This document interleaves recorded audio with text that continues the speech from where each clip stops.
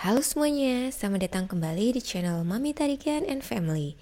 Dari sejak awal tahun 2021 hingga video ini dibuat, IHSG terkoreksi sebesar minus 0,27%. Tapi ada beberapa saham yang kinerjanya mengalahkan kinerja IHSG loh. Bahkan ada beberapa saham yang returnnya lebih besar dari 30% year to date. Nah, dalam video ini aku akan bahas 3 di antaranya. Ketiga saham tersebut akan dibahas dari sisi nilai return year to date-nya, valuasi untuk melihat apakah overvalued atau undervalued, earnings per share untuk melihat perkembangan laba dari bisnis perusahaan tersebut, kemudian return on equity untuk melihat efektivitas manajemen perusahaan, debt to equity ratio, dan dividend yield-nya. Sebelum membahas ketiga saham tersebut, disclaimer dulu ya. Semua saham yang disebutkan dalam video ini bukan bersifat rekomendasi.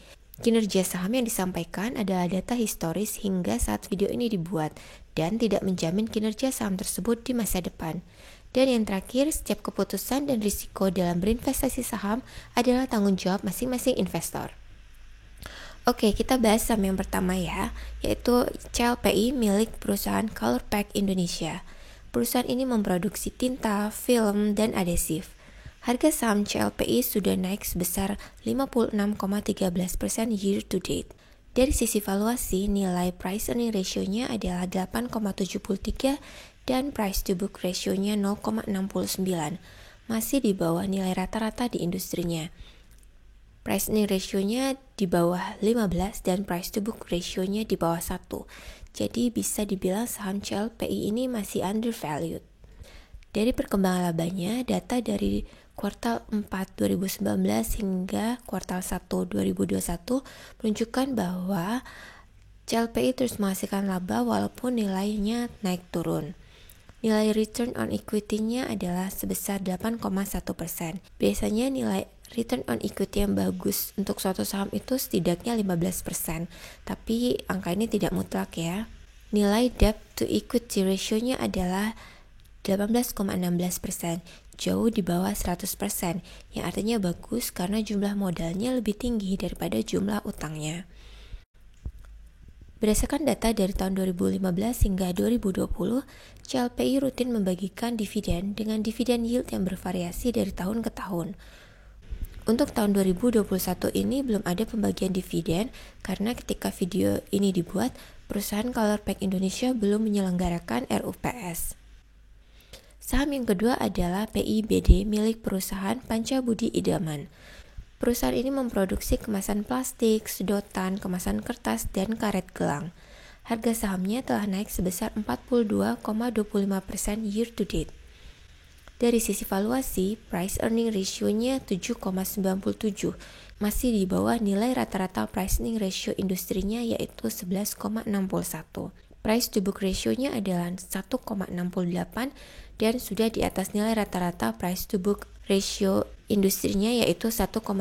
Dari sisi perkembangan labanya, dari data kuartal 4 2019 hingga kuartal 1 2021, Pancabudi Idaman ini terus menghasilkan laba walaupun jumlahnya naik turun. Nilai return on equity-nya cukup tinggi, yaitu 22,89%, yang artinya pihak manajemen efektif dalam menghasilkan profit dari investasi yang diberikan oleh para pemegang saham. Debt to equity ratio-nya kecil, hanya sebesar 7,19%, yang artinya bagus. Saham PBID ini juga rajin membagikan dividen kepada para pemegang sahamnya. Data ini menunjukkan bahwa PBID membagikan rutin dividen dari tahun 2018 hingga 2021 dengan dividen yield berkisar dari 3 hingga 5%. Saham yang ketiga adalah ERAA milik perusahaan Era Jaya Swasembada.